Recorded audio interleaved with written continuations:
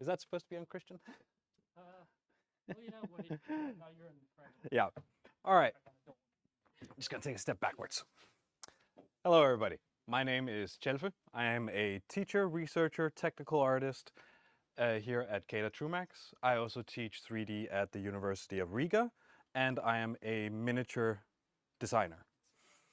So, I almost know my stuff.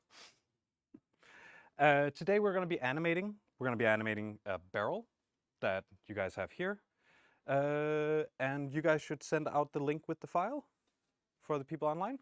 Should be 1 second, just to make sure. If you don't have it, here it is. Thank you. All right, so today we're going to animate a barrel jumping. And I have done you guys all the favor of rigging it up. And I'll explain to you all what that is in a moment. But just a quick starter, in case somebody has never touched Blender before, let's go over a few of the screen controls to know how to navigate inside of it. All of you have two blenders on your computer turned on. One of them is mine. That's this one over here.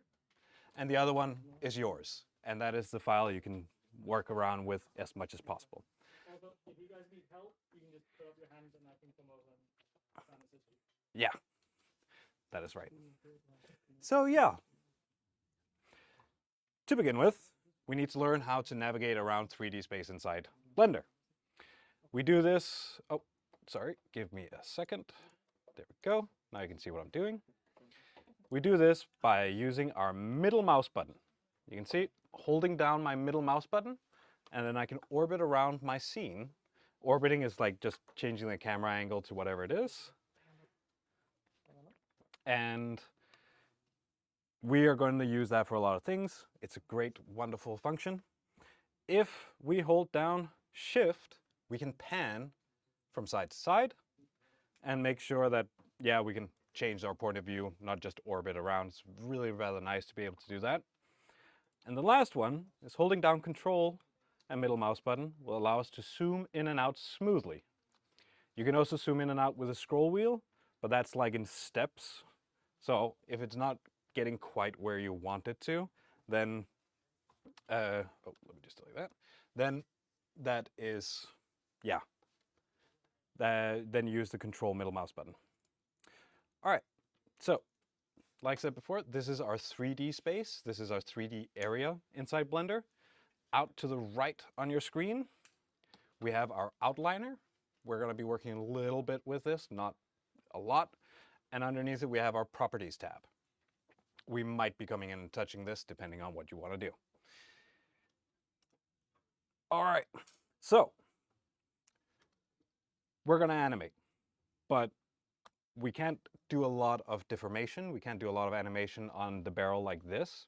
So what we need to do is we need to go out in our outliner, and you can see there's an object called armature. We have to select that because this is the character's rig. Once we have selected the armature, we need to go up in the left-hand corner, like that again, and change to what's called pose mode. Inside pose mode in Blender is where we animate. If we're not in pose mode, it's going to be a little wonky to animate. And here you can see we have two bones. Now these two bones are what's called a rig. They are what controls a mesh's deformation and movement and all these things. Because while we can animate on the mesh directly, that gets very heavy for the programs, weirdly enough. So instead, we want all the information to be on the bones, the rig, because that's just going to be simpler for the program to figure out. And it's universal from every 3D software. You make a rig and you animate on that. So, next thing we have this thing down here. I just left-clicked and I pulled it up. And this is our timeline. So we need a timeline to be able to animate on, right? And this timeline we can switch on, and right now nothing's going to happen because we haven't set any keys yet, but we'll get to that. First things we want to do is at the top right of our timeline, there's this endpoint that's set to 250. We're not going to be using 250 frames today. We're just going to be using 90. So set it to 90. And this should, you can see now we have a darker part of our timeline. That means this is not going to be played. This in here is what we're going to work with. All right. So I'm going to start by selecting the bottom bone. And then up in my 3D viewport, I'm going to press I. And the I is insert key. And you can see we get a bunch of different options. The one we're looking for to begin with is location, because we want our barrel to start on the ground. Then we want to move our time slider to frame 20. And we're going to add another location key. So between key 1 and key 20, it's going to stay still. And now we want to move our time slider to 40. After we've done that, we're going to press G on our keyboard. This lets us grab our object and move it around. And we're going to press Z, which locks our movement to the Z axis. That's the up axis in Blender. And now we can move it up. Be wary of this, because you can move it infinitely up and it gets kind of wild sometimes. So just move it like a realistic amount up. Not that a barrel jumping is particularly realistic, but you know what I mean. I'm going to move mine a little bit extra up, like that. And don't be afraid to navigate around and then reset it. And we can also change these things later. It's just to have something to work from right away. We're going to press I and location again. So now you can see when we pull on our time slider, it's actually going to jump up on frame 40. But it's not going to come back down. This is really sad because anything that goes up must come down. So we're going to take it to frame 50 and we're going to move it back down to 0. So you can either do that by pressing G and Z and then moving it down, or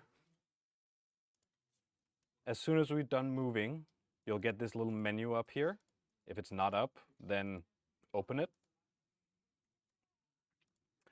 And you will see that the Z option has a value. You can set that. Oh, yeah, nope, sorry, my bad. Yeah, so -10. No, that's too much. All right.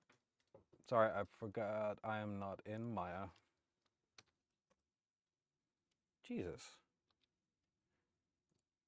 Okay, sorry. That is my bad. So all of you should have this little menu up here in the corner open. This is your transform menu. This is showing you how much things are moving around, stuff like that. And here we can see the value. Oh, slow down. All right, I'll slow down a little bit. I will repeat. Yeah. So I'm just going to move mine back here. So yeah, so we have the two first frames that are to frame 20. Just going to repeat because people need to catch up. At frame 40, with the bottom bone selector, I'm going to press G and Z to move it up. If you want to move it up a precise amount, then under the transform menu, you can type in that precise amount. I think 10 is very fine for me. And then I'm going to press I and insert keyframe on my location.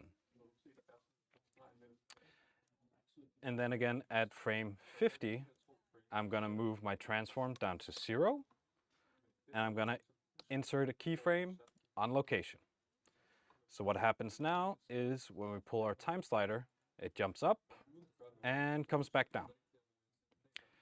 Now, the important thing here is when we animate, we need to think about how things move. The reason why it takes longer time to get up than it does to get down is because on the way up, when we jump, we start to accelerate and we lose speed as soon as we let go of the ground. So that means we're going up, up, up, up, but we're going up, up, up, up, up, slower and slower and slower. And then when we start to go down again, we're not losing speed, we're only gaining speed. So that's a very, very fast movement. So we want to really, so we're sort of playing around with the timing. Like this is still going to be almost 4 seconds. No jump is that long, but it's going to be nice and stylized and great. Yes?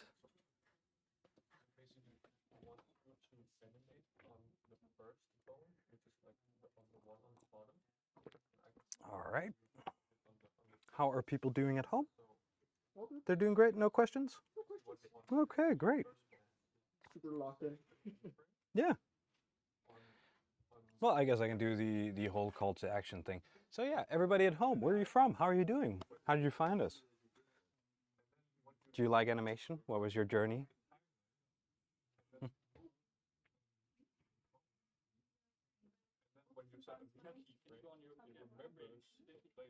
Frame 50? Yeah. I put it down again on frame 50, yeah. So yeah, so frame 0 and frame 20 are the same because I wanted to stay there. And I could just have frame 20 be the one, but I'm the type of animator that really wants it to always be, like, to have a safety key. I want to make sure that it works the way I want it to, so I keep it where it needs to be. And that's the way. Frame 20 is the same as frame 0. It is just because I like to have them both there. At frame 0, it's at 0, and then before it jumps, it's at frame 0, or it's at 0 as well. Or like set 0. Yeah. No, we're only on location.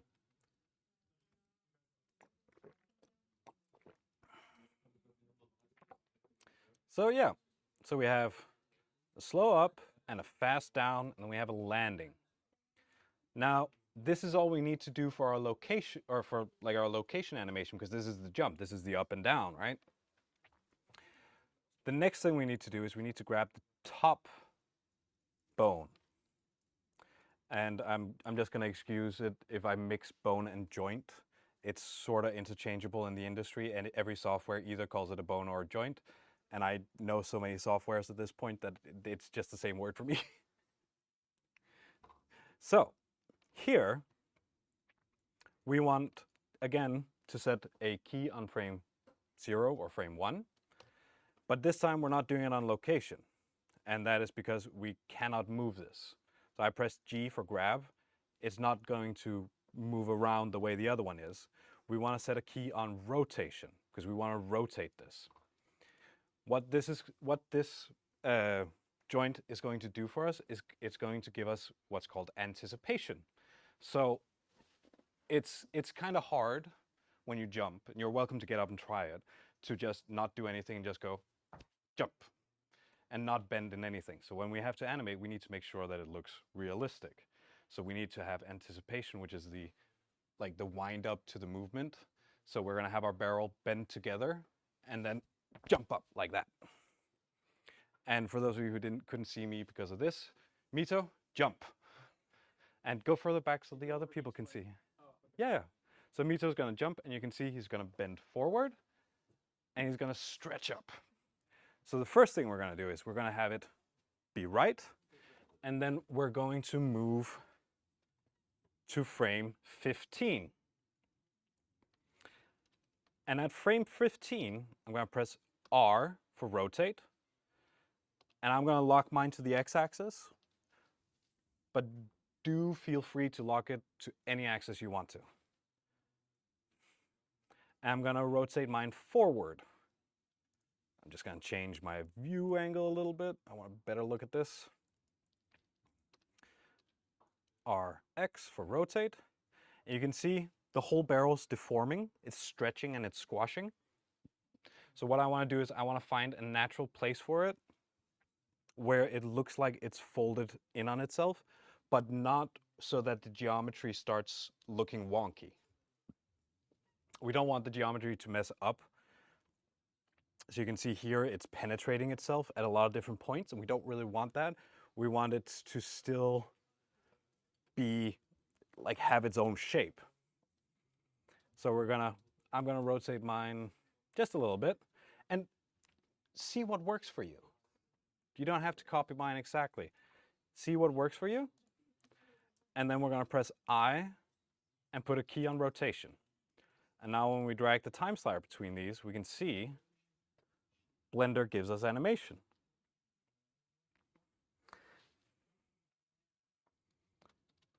Which has better notes. Yep. And then, yes? What did you click on? You click what? Oh, rotation. Yeah. So I just set a key on rotation here.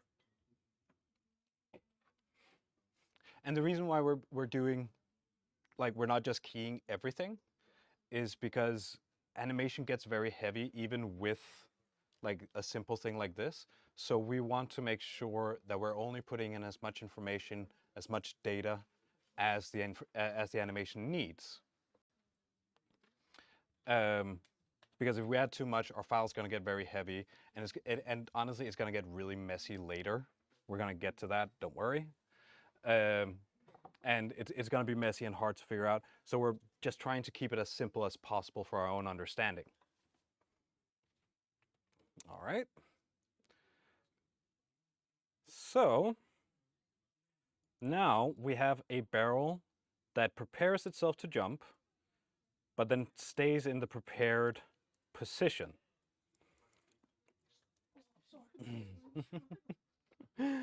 And what I want to do now is I want to find the top of our jump. And if you remember where we put it on frame 40.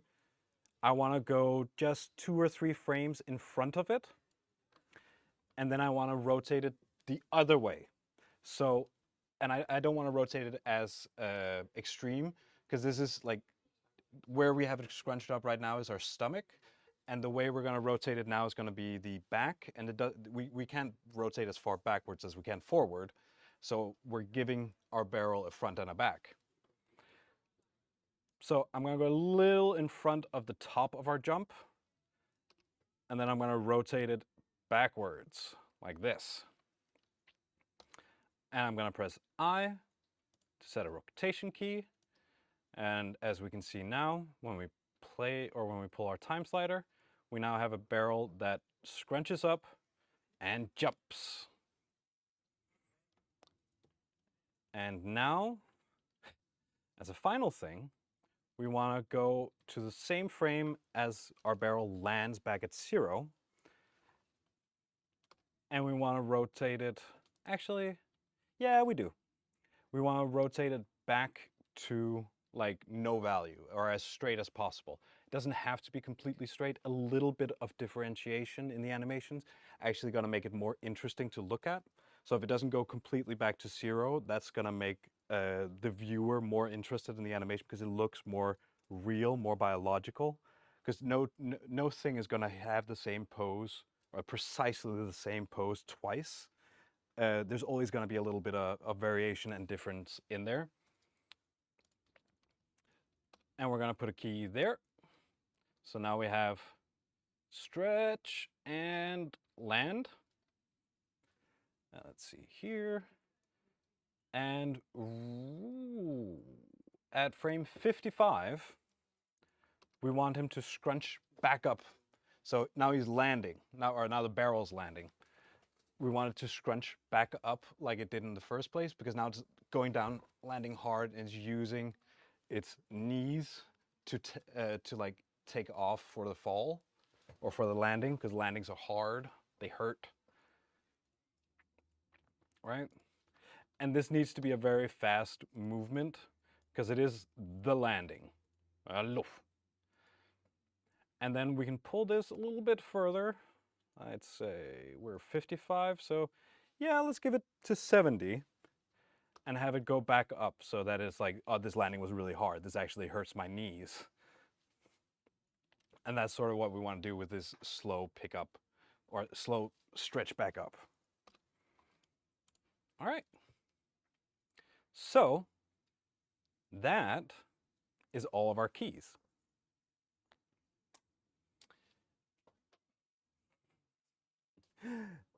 And while you might think, well, that's fairly simple, why are animators so highly paid and so specialized and can only ever do animation? Well, it's because there's a bit more magic to it. So if we press Shift and Space, we'll play our animation right now. And as you can see, it's sort of floaty. And that's because all the animation right now is being interpolated linearly. So everything has the same weight. Every key has the same weight in the animation and the way the computer understands it.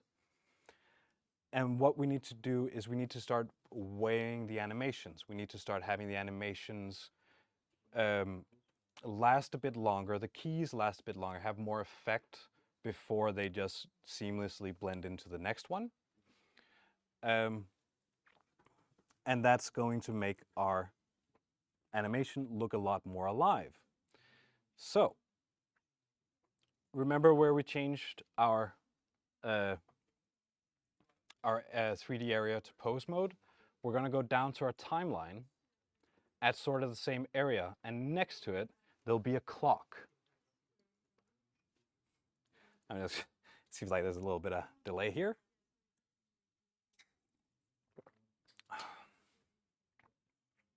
Yeah. So yeah, animators are typically the first ones, like in any production. Animators are typically one of the first places where a company will specialize because it takes so long time. A Pixar animator, you know, the big guys, an animator for them is expected to do 3 seconds a week. So we're doing almost 4 seconds in an afternoon. And Pixar animators are supposed to do 1 character, 3 seconds, 1 week. So animation takes a long time. Nope. Yeah. All right. So, everybody caught up? If someone isn't, you say so. Yeah, please speak up. We will gladly help and assist. If this is your first time opening up Blender, then please don't feel lost and don't feel like you should know things. This is a big software. Every 3D software is, and it's mighty confusing the first time. But it's free. But it's free. Try it at home. Yeah.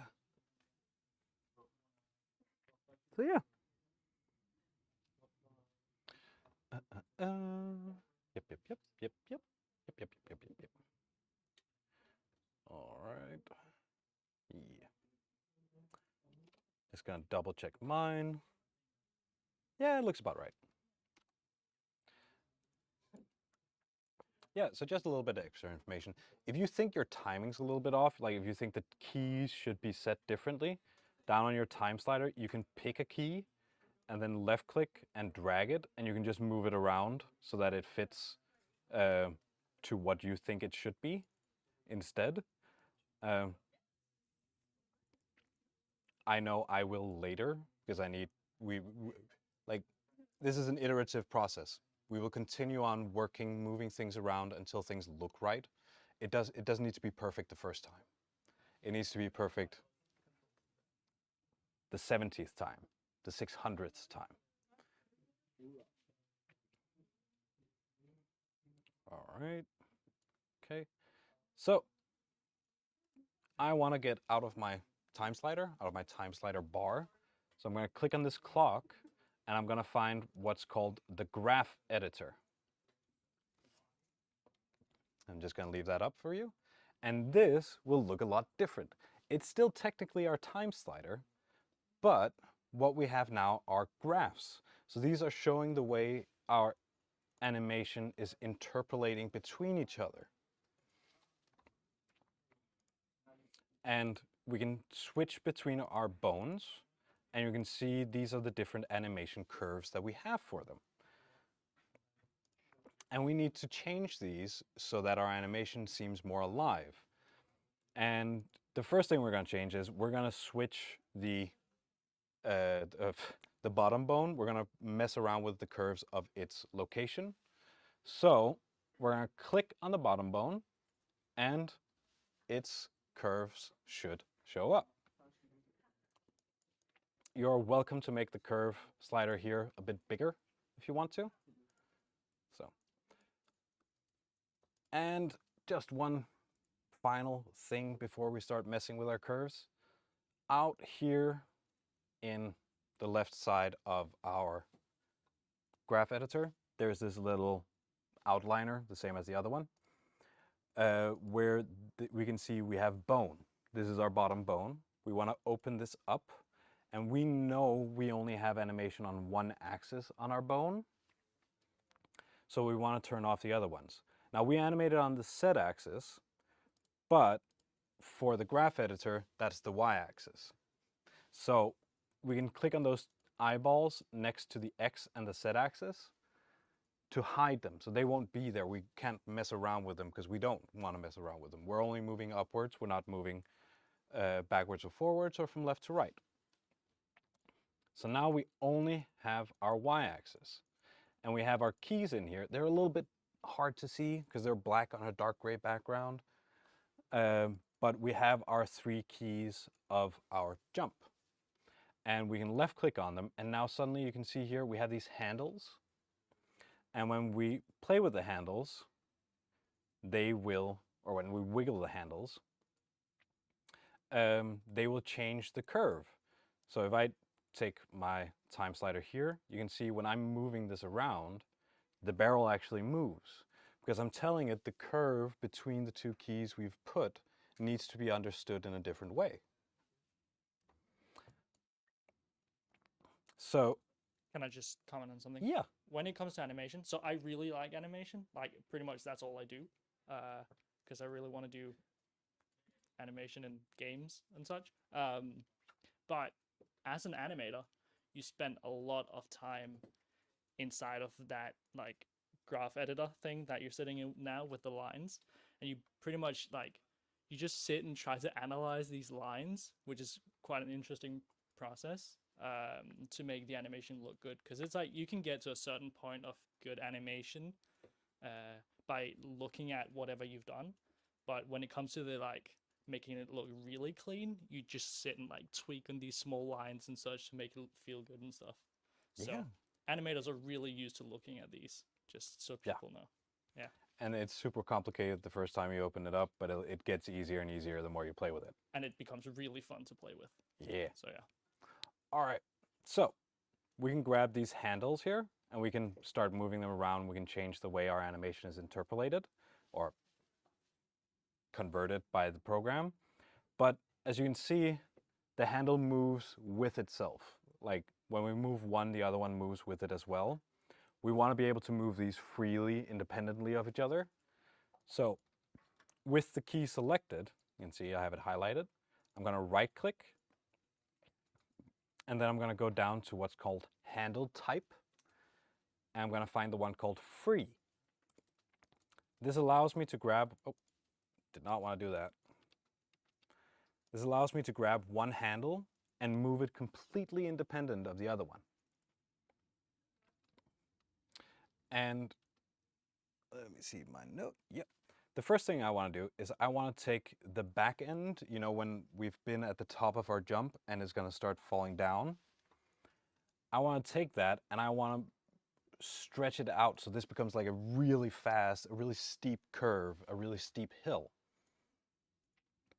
So it becomes this up in the air and then slam back down into the ground.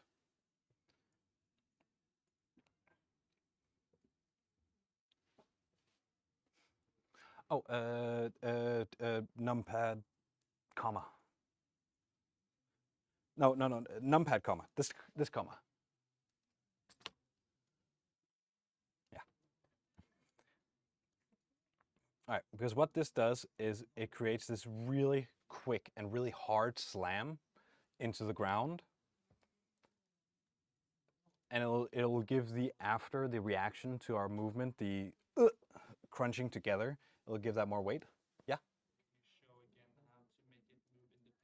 Yes, of course I can. So yeah, to make the move independently, I'll select the key, I'll right click on it, and then I'll find the menu called Handle Type, and I'm going to set this to free. You can also use the hotkey V on your keyboard to get it. I will just reposition this so that people can actually see it. There we go. All right. So yeah.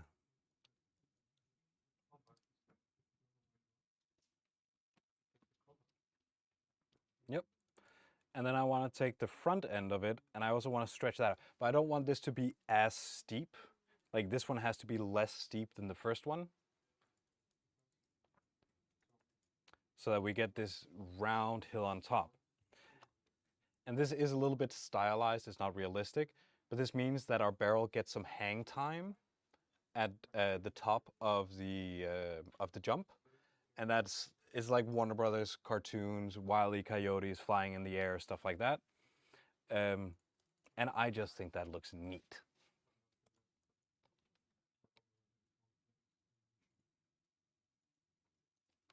And do feel free to tweak this as much as you think it needs. You can make it shorter, you can make it longer, you can pull it above, and it's gonna have this weird stop afterwards, you can see. So, yeah. There we go. I think I might actually make mine even harder. Boop. Yeah, landing's a bit off, but we'll fix that. So, I'm gonna go to my ground key here, and I'm gonna do the same thing because I want to I want to also change the weight of this one. So I'm gonna right click on it, and under handle type, I'm gonna set it to free because I don't want the back end of it to go down because I don't want my barrel digging into the ground before he jumps. You can do that. That's a stylistic choice. I know they do that in Dragon Ball a lot.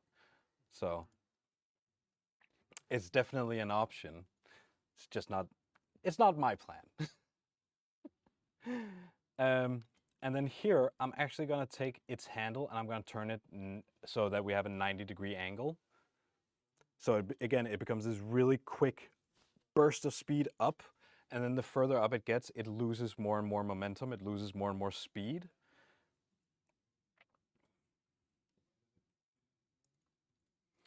And then as soon as we're at the zenith or the top of the jump, it hangs there for a while, but it's never completely still. We can see that it's still decelerating just the last few frames at the top, holding still for a few frames, and then drops down quickly.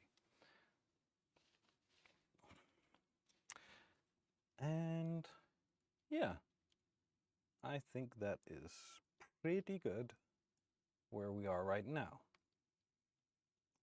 Okay, so for location, that's it. Because this is the base movement of everything. This is what we're basing all the other movements on the rotation on. So we need to have this one done first, at least for my way of animating. We need to have this one done first, and then we can do the rotation afterwards. We can start fitting that into the movement. And if you're having the issue where things are sort of small, it's kind of difficult to see, then if you go to your numpad and press the comma, so not the comma on the middle of your keyboard, but the numpad comma, this will zoom you in to whatever you have selected. And you can even choose the specific axis. We want this one, our x-axis, and zoom into that, and it should focus in a lot more on it. Let me just hide these. There we go. Yeah. So what I just did, in case anybody missed it, I hid the rotations that I'm not using. So my Z, Y, and W don't Don't think too much about the W. It's a weird math thing called dual quaternions. And it becomes very complicated and very theoretical. And I'd love to talk about it, but let's not. um, and once you've done that, you can select all of your keys, press numpad, comma, and this will zoom you in and and then you can like see your curves a lot nicer, a lot more like clearly. And as you can see, again, these are all linearly interpolated. So that means that every key has the same weight. We want to start changing this, like with the with the location. We want these keys to have different weights. I'm going to start with my crunch, the anticipation, the bending forward to get ready to jump, the squat. And as always, I'm setting it to free. What I want this is, I want this to be quick. I wanted him really to bend down quickly. You can see every time I play over this, if I have like the regular one that was here, this becomes like a very slow, deliberate movement. There's not a lot of dynamicness to it. How do you minimize the amount of frames? Oh, you have to go back to your time slider and then change the end time. No, not frames. The values. How do you see like less values in your graph? Oh, the less graphs? Less of these? What? Like, so these numbers are smaller or bigger. How do you change that? That just happens dynamically when you zoom in and out. Oh, you can't change it just independently? Not as far as I know. You might be able to in the UI editor, but I'm not getting into that. All right. So this becomes like a very slow, little bit like he's not really trying to jump. So I want this to become quick. I really want him to feel this jump. And then on the out handle, so the one we were playing with before was the in handle, this is going to be the out handle. I would suggest you do one of two things. Either you turn this a little bit up, so he just gives a little bit extra, like, last little bit of pressure before he goes in or before he goes out. And I would have him hold it just for a bit longer because this creates tension in the animation. So I want a longer animation here. Not so long that he doesn't stretch out before he jumps. That's an important thing. I want him to jump, or I want him to stretch out before he jumps, because it's kind of silly to you know, start stretching out in the air. That means you're not transferring any kinetic energy to the ground before. So that. And then I want to do the same thing to the stretch. So at the top of our jump where he stretches backwards, I'm going to set the handle type to free, and I'm then going to prolong it.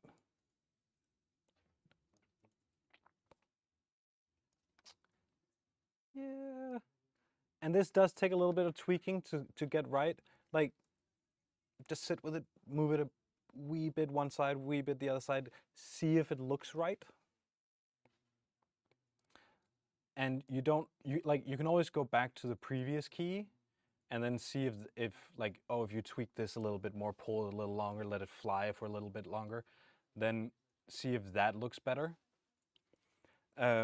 An important thing in 3D, because, so as humans, we have a tendency to think once we've worked on something and we've gone on to the next thing, we don't like going back because we compartmentalize things. We like categorize it as oh, I've moved on to the next step, so this step is done.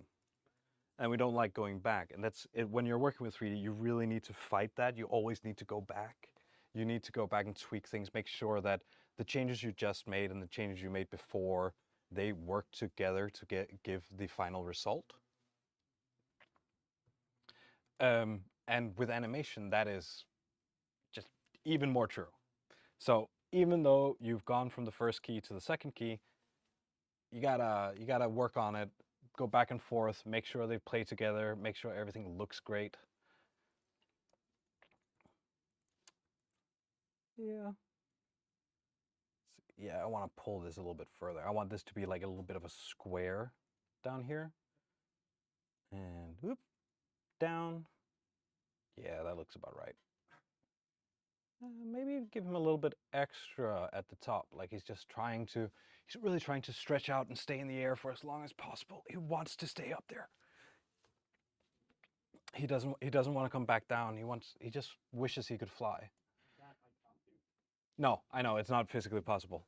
It's also not possible to jump for 4 seconds.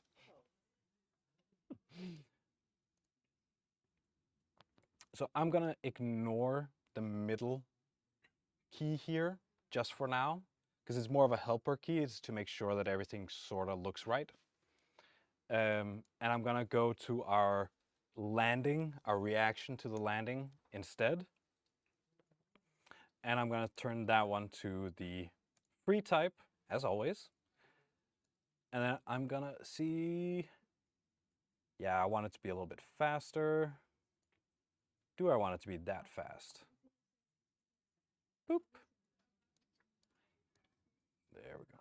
Pull this, see what that happens, see what that does to us. And also, like, don't ever be afraid of just trying something out. If you're like, oh no, it needs to be perfect the first time. No, it needs to be perfect so much further down the line. So we are really going to, you know what, let's make it a little bit extreme here, see what that does. No, don't like that. All right, all right. I feel like we're getting somewhere. So now I'm gonna go back to my helper key, because I think this hill, this curve, it's a little bit too soft. I actually want it to be a bit faster, a little bit harder. So I'm gonna, oh, I forgot to set it to free. So right click, set its handles to free, and then I'm gonna, there we go. See, that suddenly becomes very hard. It really looks like the impact is painful. It's like when you're jumping down from somewhere high and you're like, oh, I can make that. And you land and it's like, oh, that hurt the bottom of my feet and my knees. And I suddenly realize I might be getting old. Oh, I hope not. I'm still in my 20s, man. I'm still in my 20s. So yeah, up, down. Yeah, that's about right.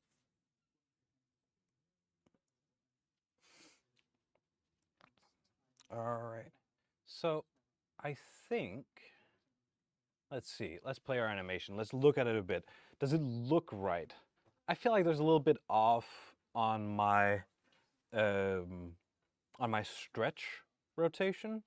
Like I'd like to make more on that. And it's not just because my notes tell me so. I actually do think it needs a little bit of something, a little bit of juice. So I'm going to go to frame, yeah, frame 34. Yes, yes, you can. Mito would like to give a message. Okay. Well, it's also animation related. So I've gotten a question multiple times from people that when you look at his screen and you see his graph editor and his red lines are, for example, really tall compared to yours, it's not because that doesn't mean you have to follow exactly what his look like. It's basically his timeline is very squished, meaning his will automatically become taller. You can also squish your timeline, and that will also make your Curves. red line, your curves look taller. But it doesn't mean he's actually making it like bend even more than you guys. Yeah. So you don't need to try and copy it. You should mostly just look at your own animation, see how much it actually bends, and then go off of that. Though it's also nice to have it more Squashed. squashed because it's easier to see your your graphs basically. And the way you want to do that is by Yeah. Is that okay? Okay. So if you look on the screen, when we're in this case, basically what I can do is I can zoom in, and then you can see just with the middle mouse, and then you can see at the bottom we have this small line down here. At the ends of those, it has these small dots. If we drag on those, it's gonna make the timeline a lot Scrunchy. more squashed, basically. And that's gonna be making these lines a lot taller. So even though we didn't actually change any of the animation, the graphs themselves still look taller, even though it doesn't actually affect anything. So Yeah. it's just a visual thing. So yeah, that's a thing That is a thing. to keep in mind. You can also, if this is, you can turn on what's called normalize, and this will also sort of do it for you. But it's super wonky. It's one of those things where automated systems don't always work as they're intended. So if you work in normalize from the beginning, it can work. If not, you can pull the slider like Mito just showed you. Or again, if you select your whole curve and then comma, this will zoom in and focus on your curve or your graph. All right, so where was I? Yes, frame 34, I want it to hang, or I want the rotation to be a little bit more, oh, what's the word? I want it to have a bit more weight. I want it to have a bit more feel to it. So I'm gonna go here, and I'm gonna move my mouse up into my 3D area and press I and put a key on the rotation. This is gonna add a new key in here. So this new key, I'm gonna press G, I'm gonna move it downward. I'm gonna see, because this should add just a little bit of variation to the rotation. Well, let's see it in action. Yeah, it gives it a little bit of back and forth. You can see because we have like this little hump in between them, so it's making the back go and that's just a little bit of movement. It's not there because it's there for less than a second, but it's just enough to make it look like it's getting a little bit dynamic, it's getting a little bit more live when we're moving. This is also giving me the opportunity to play more with my handles. So set my handles to free, as we always do. And then can I make this animation look a bit more juicy? Can I get it to be, do I want it to be a little bit slower? I feel like we're almost there. So one of the things here, when I say juicy, it means like the animation looks more not realistic, but it looks more believable. It looks more amazing. And here's a really annoying thing, because the difference between something looking juicy and amazing can be 1 or 2 frames, and that's a 24th of a second, but it's still so much, or it still means so much that getting that perfectly right really is important for animation, and that's why it takes a week to animate 3 seconds. Yeah, it requires a lot of tweaking. It's usually you make the larger motions of animation, and then you go in and just sit and tweak it until it looks, again, believable. Not necessarily realistic, but believable. Yeah, because we're not going for realism, we're going for believability or juiciness. And that's the realm we want to work in. We don't want to work in realism. Well, we do sometimes, but sometimes.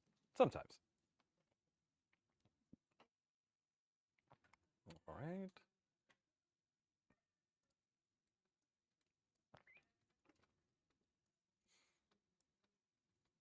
Okay. He's fairly static at the end, don't you guys think? This one very straight line here, because it's very static, a little bit boring. We can go in and we can add a little bit of variation to that. Again, handle type free. Am I on the wrong thing, or is it just ignoring me? That's fine. Oh. So yeah, so because it doesn't have a frame in the end, it doesn't know what to interpolate to. So we need to add in a frame at the end. We can either do it, yeah, no, let's do it on 90. I'm gonna add a, or not a frame, sorry, a key. I'm gonna add a key on rotation. And just gonna make it go a little bit down so that he goes a little bit backwards. A little bit more. More. There we go. So he comes up, just stretches out a little bit because that was painful. Well, let's see what that looks like. Oh, that's very static. Let's get this one a bit more in on it. No, stops too early. Also, There we go. When you're making your animation and you feel like you need an extra key because maybe it's like the motion you're trying to make isn't exactly there, but you feel like if you put a key there that would be in this place, it would feel a lot better. Go ham. Yeah. It's about making it feel good. It doesn't matter if there are 5 keys or 100 keys. If you can make your animation look crisp and juicy, just go ham with it. Yeah. It's just harder to control the more The more keys you put keys. in, the more confusing, the more things you have to start keeping in mind that you're blending between. It becomes more manual because when it comes to animation, if you look at 2D animation, obviously you draw every single frame of an animation because you kind of need to. You don't really have a computer to tell you that. But when it comes to 3D, thankfully, the PC can kind of like take over and be like, yeah, no, don't worry, I'll make your animation look cool. Yeah. A lot of the times it doesn't, so we have to go in and be a bit more manual about it. But that's, again, mostly to just try and make your animation look good. And yeah. So. Do we have questions from the peeps at home? Not so much. We were all saying hi to some of the fellow students, and some were asking for some show me channels, but okay. All right. All right. I feel like, let's look at this. Again, so I like to do this. I like to take like a step away or walk a little back and then look at my animation. Does this look good? Does it need anything? Because, well, we're 3D artists. We need to, well, artists are always their own worst critics. But with animation, we do need to be a little bit, oh, that doesn't look right. That doesn't look the way I want it to look. And then we have to go in and we have to work on that. We have to make sure that it does look the way we want it to look. Oop. Oh, that little extra dip at the top looks kind of silly on mine now. But so that's then the next point. You can very easily like get blind when looking at your 3D and your animation. And taking a step away or having somebody else look at it means that you get a fresh pair of eyes. You get somebody new to give you feedback, tell you something you're not seeing. Maybe the thing you think is wrong because you've been working with it for so long, been sitting and looking at it for so long, is not what's actually wrong. Maybe it's the thing before it that's just not leading up to it correctly.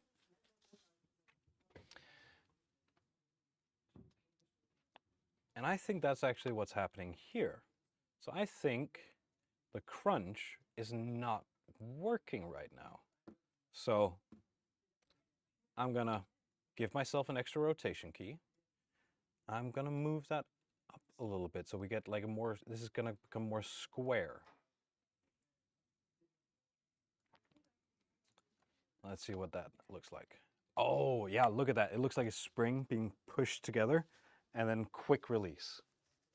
So you can really feel all that potential kinetic energy in the crunch now, because it's going down, it's keeping the pose, it's really trying to do it, and then release, and it jumps up. It sparks up. Yeah, that really did a lot for us.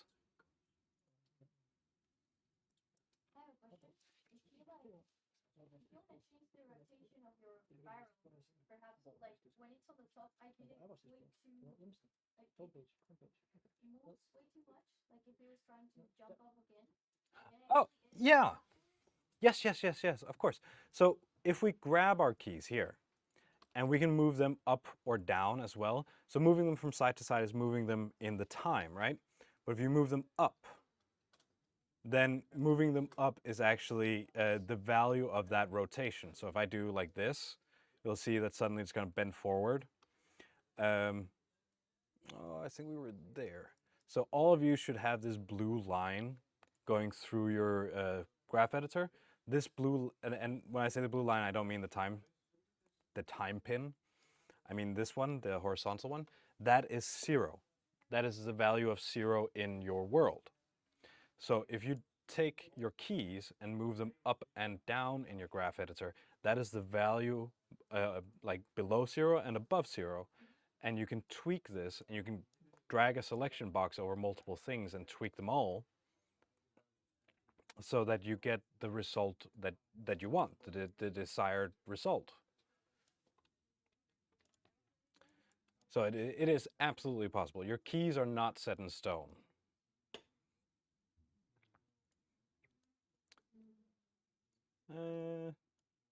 No, I want this to be a little bit more like this. All right. Let's see. Ooh. Yeah. Yeah. Oh, that's not enough course. You're never too old to learn.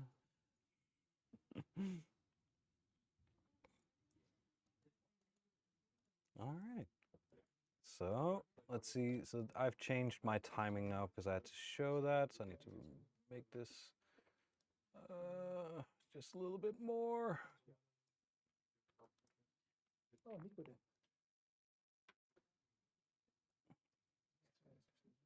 Yeah, there we go. That's giving us some juice. That's really giving us some feel. Should this be steeper? Maybe it should be steeper. We can move this down, move this down. Should move that one over a little bit.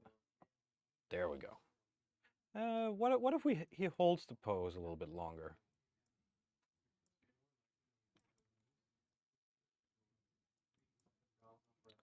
Yeah, so look,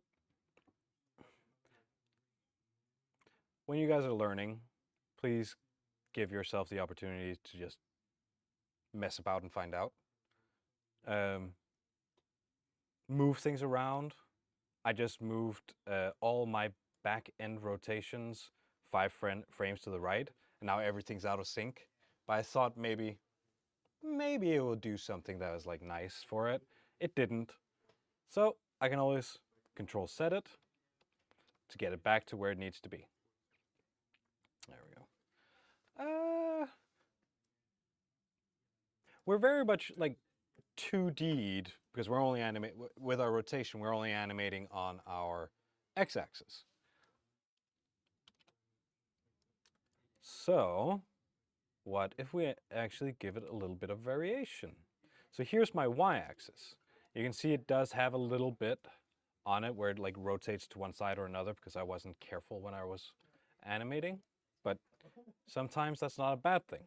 It has all the keys that we have put before as well, but not the same values on them.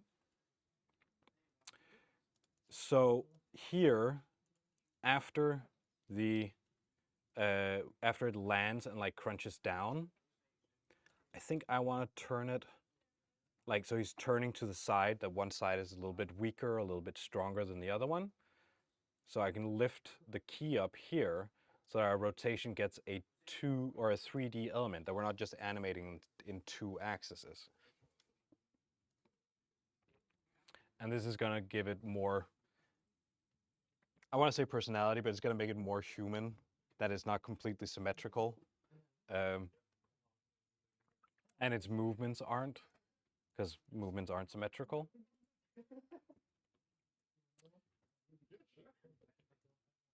All right. There we go.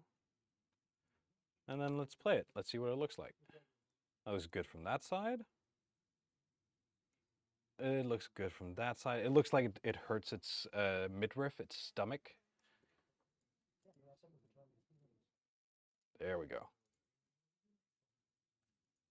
Yeah. So That looks really good for me. And we've been going for a little while. Different bone for each like rotation, for example, scale, or you're gonna have a bone for each. No, so like if you come, yeah, if you so we can use the same bone for all things. So if I choose to scale this bone here, I can, and I can also key it. I just need to go on I and then set a frame on scale instead. But it's the same bone. And we can very much make it like stretch out even more if you want to go completely cartoony.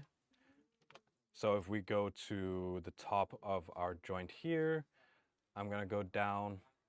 So with the stretching and like that, you actually want to keep that for like very short amounts of time. So it becomes less,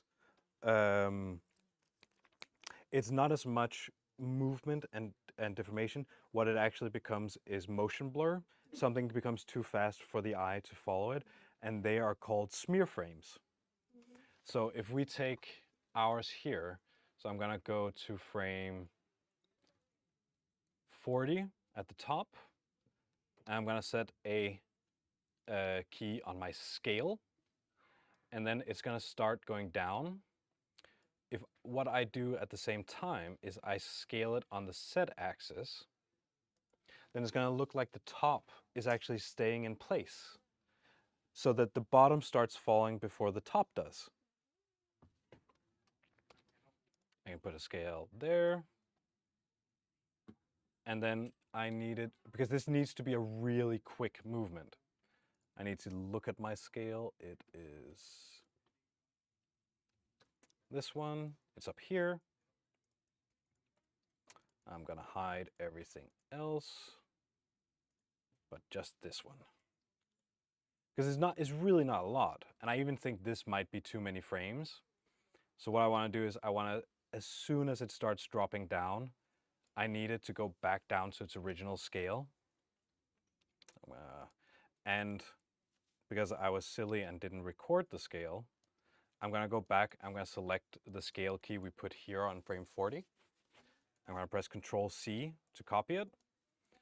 And then where the time pin is, I can press Control V so that it becomes back there. Yeah. Whoop. Wait a minute, is this not? No, it's cheating me, that's wrong. So yeah, we were scaling on the Z axis. What we should be scaling on is its quaternion Y axis. I'm sorry. And there we go. So you can see, and down again. It'll give like the top a little bit more of like, yeah, it's gonna look flowy. It's very quick, and I also think that we should definitely move the graph editor a little bit more so that it becomes, I mean, it might be too quick. I want it to hang, but I want the transition between those two. I want those to be really quick.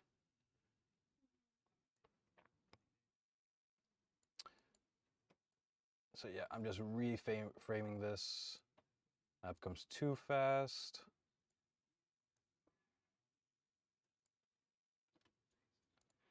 Whoop. Maybe we even want it to move a little bit more. I'll put this backwards. See what that, yeah, that works better. So giving it more time actually kind of works better here.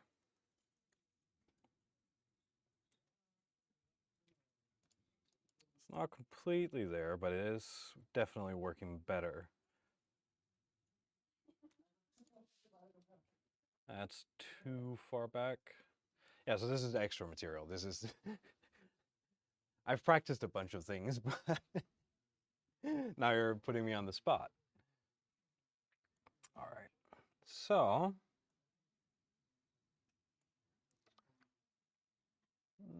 there. Yeah, still a wee bit too fast.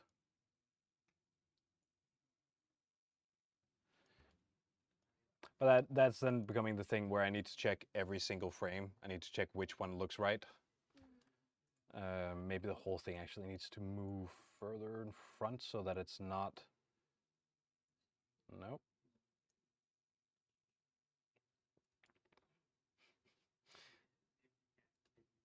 Yeah, that's actually better. So yeah, this scale thing is just bonus. You don't have to do it. Like we had it out on the side menu. Yeah, so I've hidden anything I'm not working on, any graph I'm not animating on, I don't want to see it. It only needs to be the ones I'm working on. All right. Well, that's quick. So I'm used to a lot more questions than this. You guys are good. Yeah. It's gonna be scary having you guys in a class. Yeah, no, it's gonna be a question of whether or not we can keep up on it with you. Yeah. All right. Well, so I like to dedicate, well, whenever we're done, I like to do Q&A, where we're at. Honestly, you can ask me any questions between heaven and earth. I'm not qualified to answer everything, but, you know, you can try. 42. There we go. So yeah, and that goes for everything. It's also more about like education, about the industry. I can tell you what I know about my fields. Um, I can also tell you about what I know from my friends who work in other fields. If not, I have a funny anecdote from a conference I was at a few years ago. That's only if you don't have any questions. No? All right. So, oh yeah, question. Oh, oh, sorry. Yeah, somebody had their hand over here first. We're gonna go over here and then we're gonna go over there.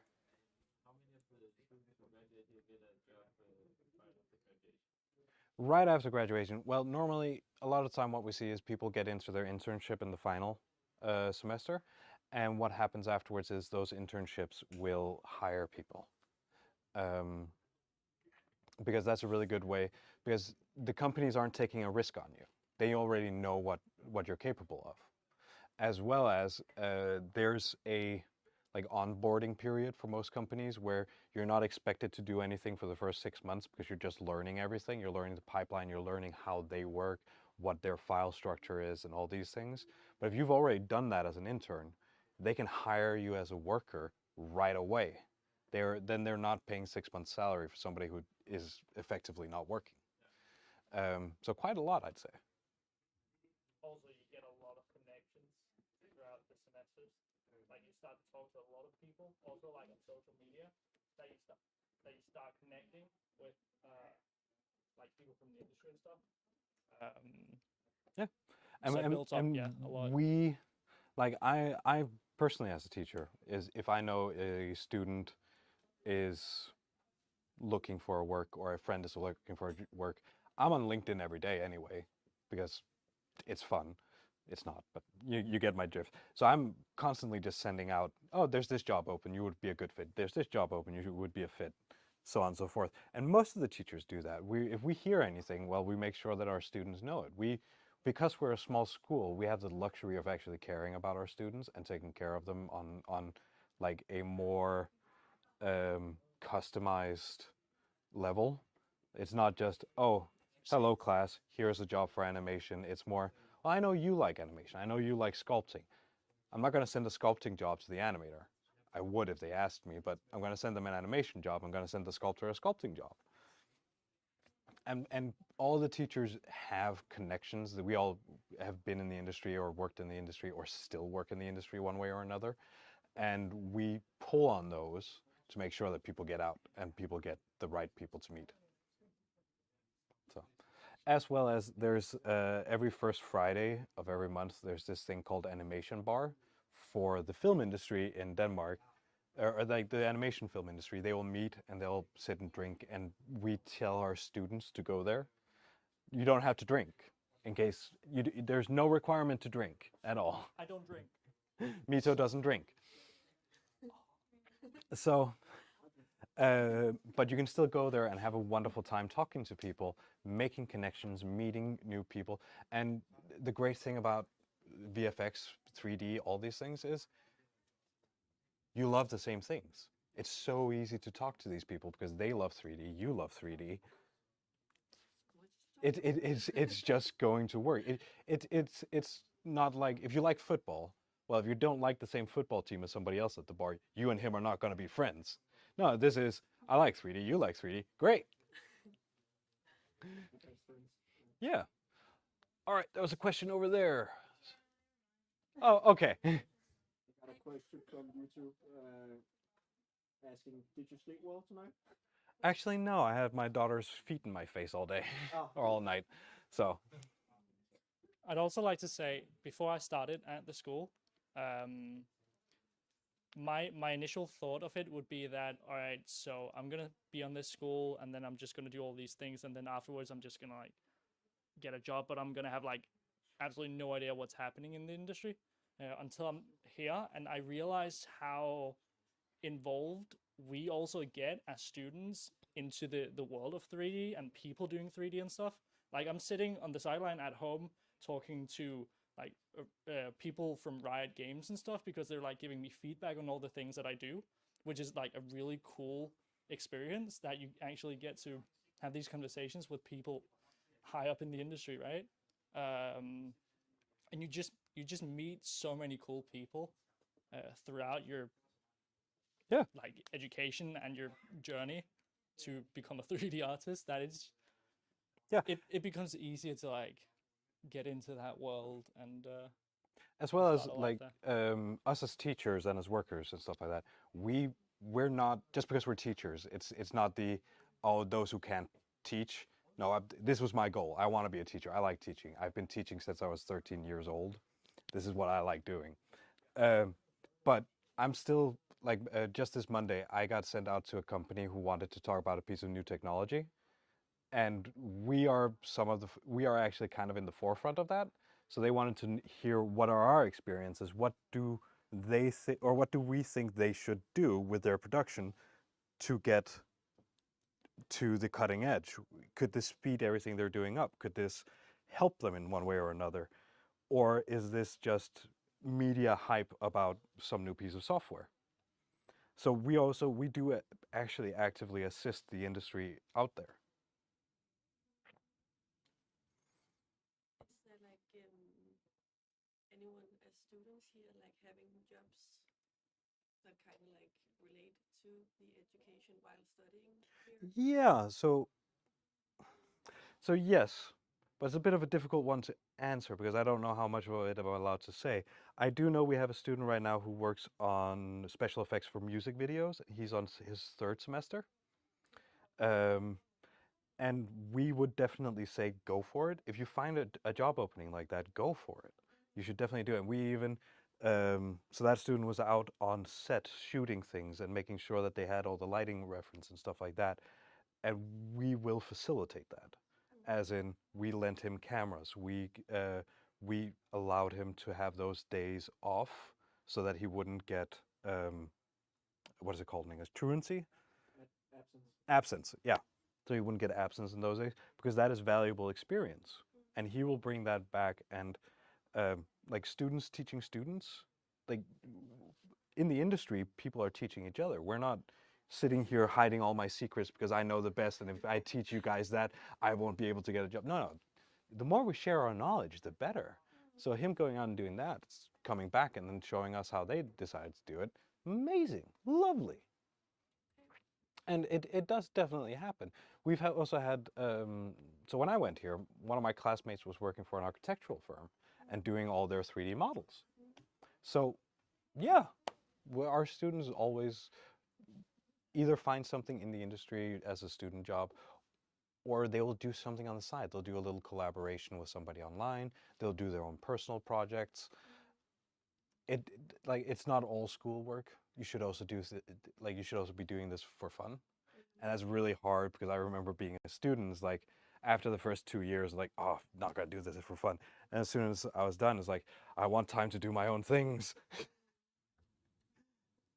So yeah, there's a lot of different ways you can do this with. There's actually a question in the chat from Roxana saying, hello and thank you very much for this series. What do you think about AI and its impact on this industry and on the people working in this industry as of right now? So I think, well, that's a bucket of worms if I ever heard one. Yeah. Okay. So AI. I think I think AI is inevitable. We're not gonna get rid of it, but we're having the first class action lawsuit in America that's suing the creators of Midjourney, and where they might not be able to continue because artists are telling them, stop using our things as reference. If this was the music industry, you wouldn't have gotten the first prototype out the door. So there are things happening. I don't think it's impossible to stop it, but I don't think it's going to replace anybody. It's going to become a tool like everything else. Yeah. Like 2D artists were yelling about that with 3D, and I mean, there's still a lot of 2D artists out there. They might have become storyboard artists, or they might be doing more stylized things, because like there were 2D artists on Into the Spider-Verse. So it's not because AI is going to come for your jobs.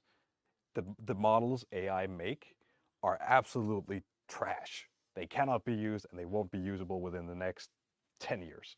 No, and I think maybe like concept art, like concept can be something just like to kind of nudge you the way, but it's not gonna replace it. It's more gonna be like an assisting tool, right? So we're actually doing an interesting project right now with the Norwegian Film School, where one of our teachers is doing a project with them where all the concept art for it is AI generated.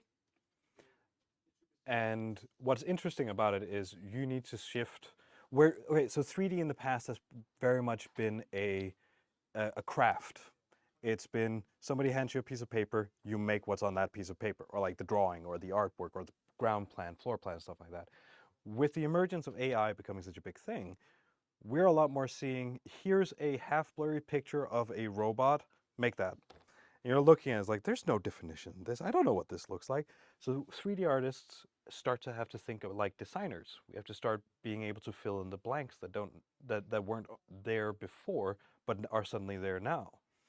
And that's a very interesting position, and it's also one we're working on very hardly. We're teaching our students to start thinking as designers and not just as craftsmen. So it's not just build me a chair, it needs to look like this. It is, I need a chair for something that has weird legs, and it needs to look like this is the way those chairs have always looked.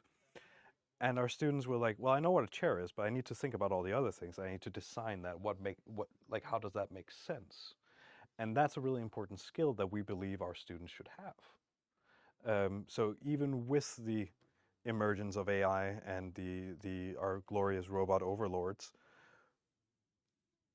we are still going to have the same amount of jobs. We're still going to be here. Somebody needs to take that processed vomit and turn it into a beautiful statue. Skynet is not taking over anytime soon. I'll let them. I'm sure they'll do fine. All right. Well, no more questions from there. I think it is time to say bye-bye. And thank you, everybody, for following along at home. I will see you January? January, we're starting this back up again. And we look forward to seeing everybody. Bye-bye.